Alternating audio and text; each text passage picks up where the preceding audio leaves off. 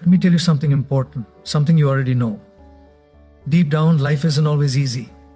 It never promised it would be. It promised nothing. And yet it delivers everything. Opportunity and challenge. Some days the sun is shining, the deals are closing, and the phone's ringing with good news.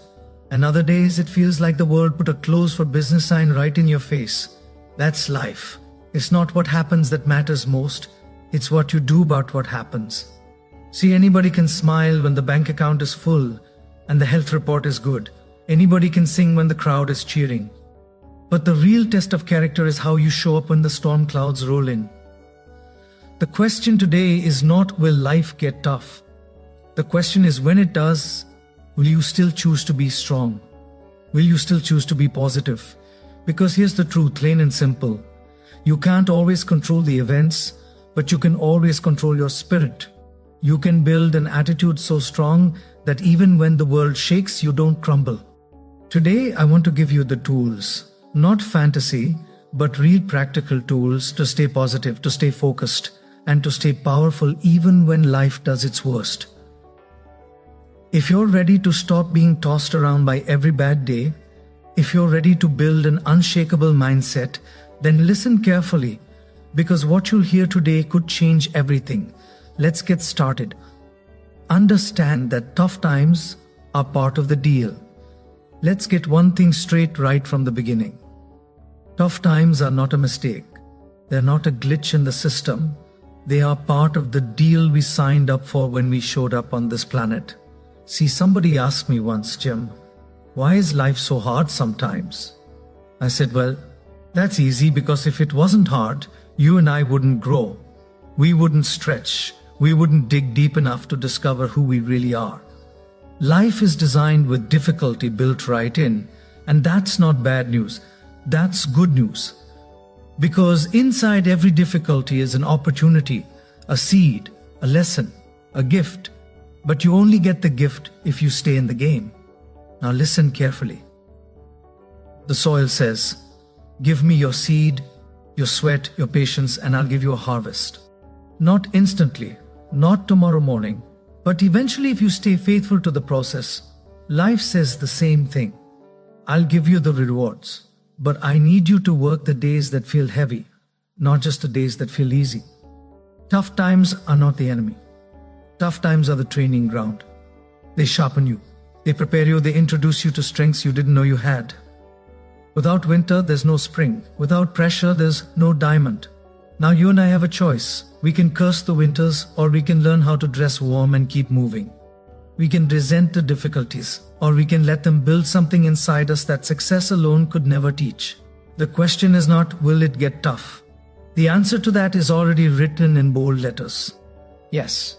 The real question is, will I become tougher than the times I face? Let me give you a simple way to think about it. Don't wish it were easier, wish you were better. Don't pray for fewer problems. Pray for more skills.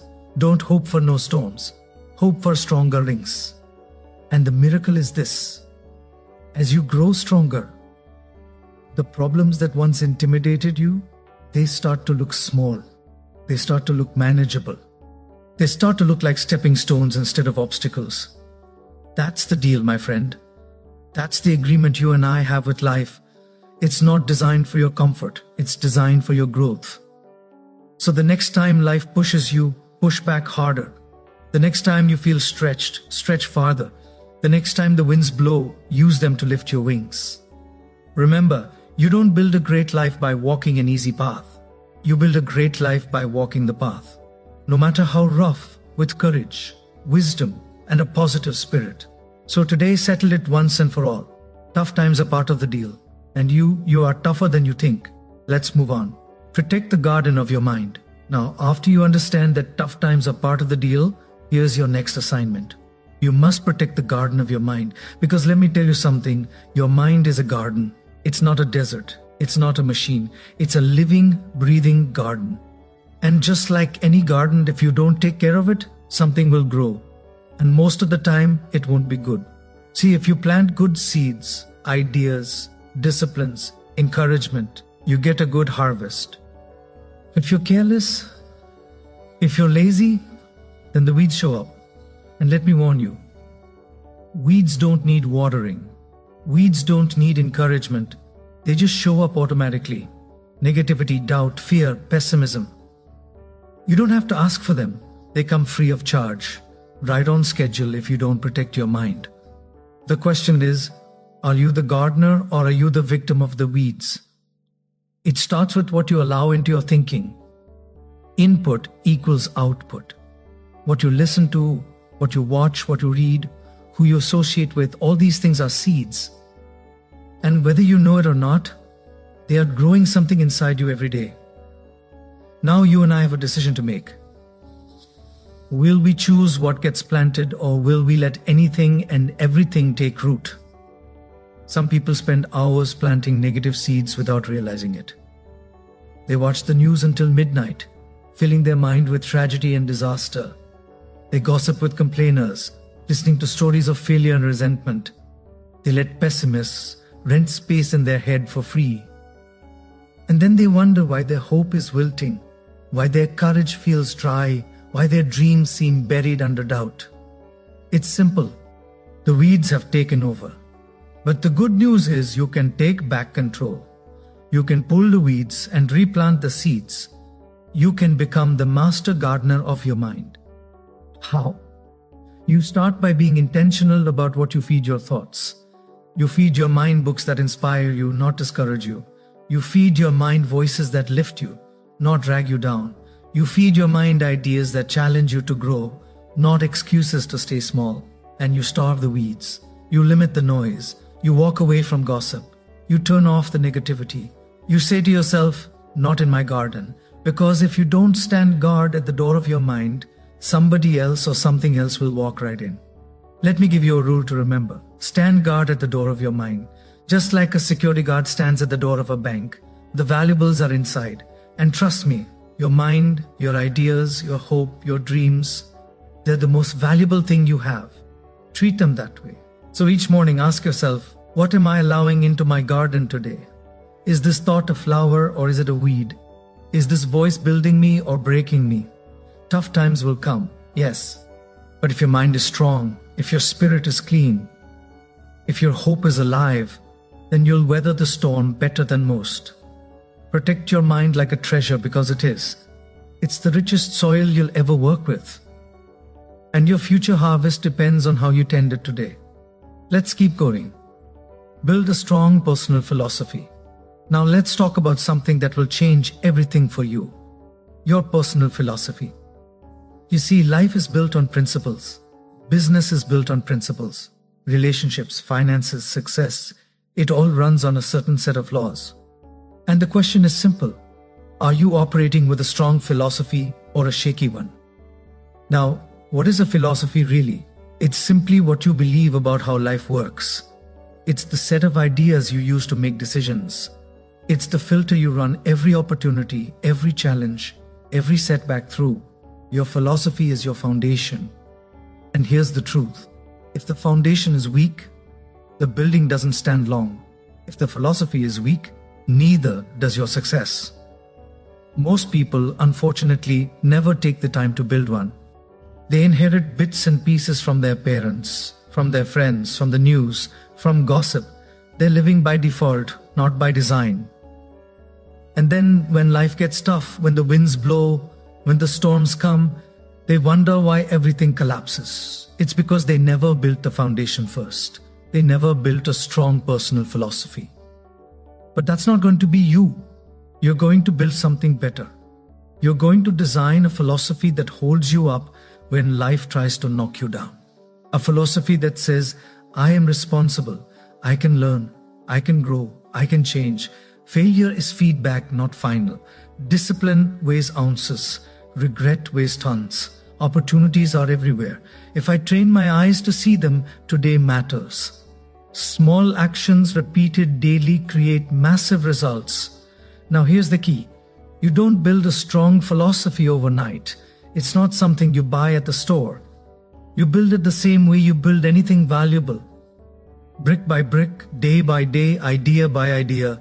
You read good books. You listen to wise mentors. You reflect on your experiences and you upgrade your philosophy every time you find a better way of thinking. You take what's useful. You discard what's not. You refine, you sharpen, you polish your beliefs until they are strong enough to carry you through anything.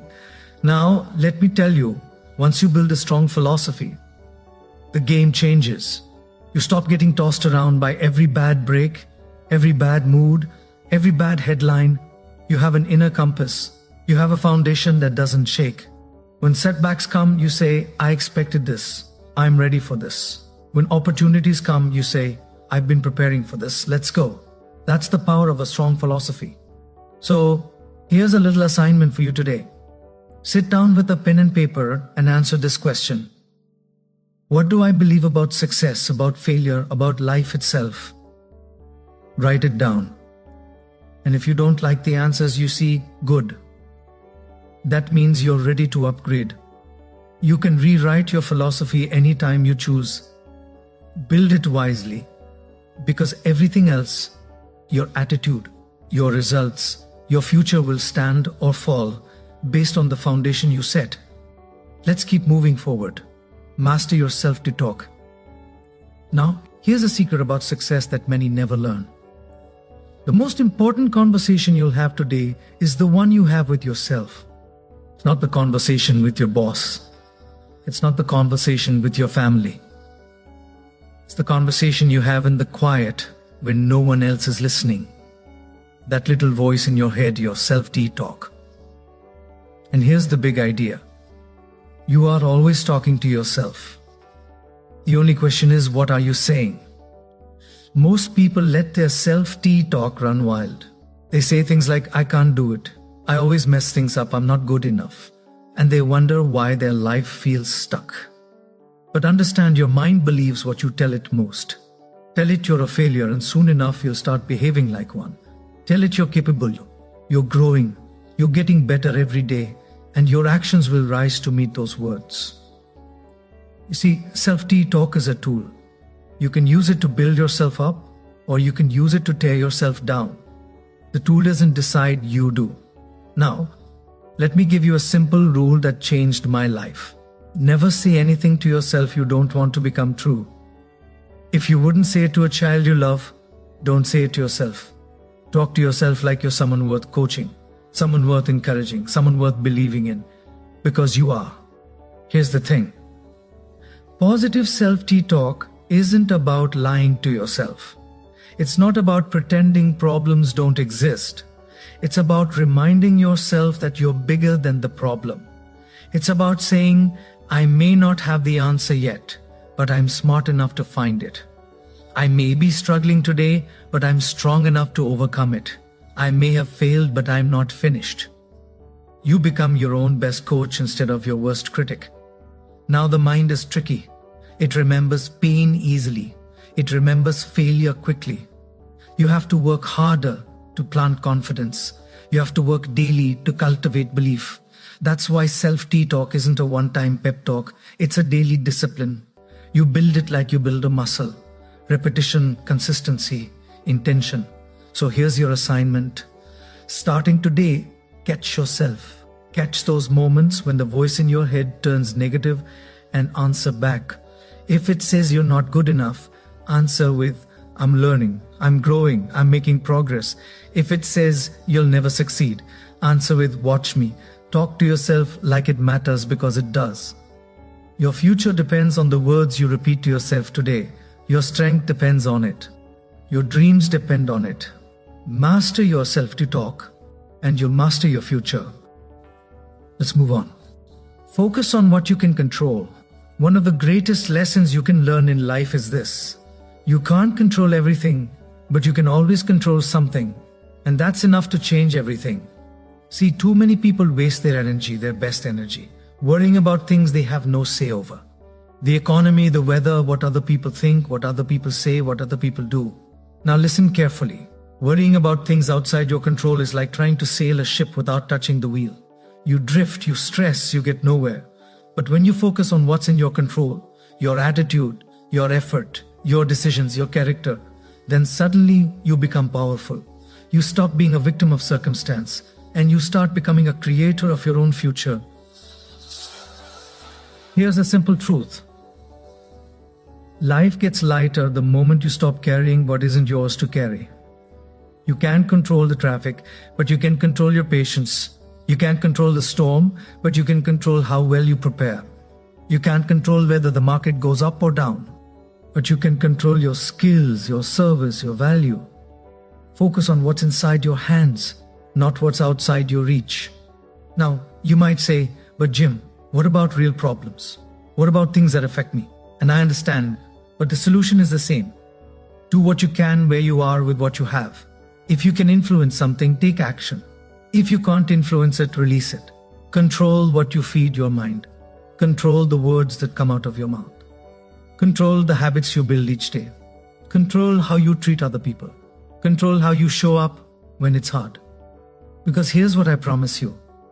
If you master what's inside your control, the things outside your control lose their power over you. The world can be chaotic, but you can be calm. The economy can be unstable, but you can be steady. The people around you can be negative, but you can be positive. You can be a thermostat, not a thermometer. Thermometers just reflect the temperature. Thermostats set it. Be the one who sets the temperature of your own life. Here's your assignment today. Take out a sheet of paper, draw a line down the middle. On the left, write what I can't control. On the right, write what I can control. And starting today, every time your mind drifts to the left side, gently, firmly bring it back to the right side. Train yourself to spend your energy only where it counts, because energy is precious. Focus is priceless, and your future depends on where you aim both. Focus on what you can control and watch your life transform. Let's continue. Choose your associations wisely. Now, here's a law of life you can take to the bank. You will become like the people you spend the most time with.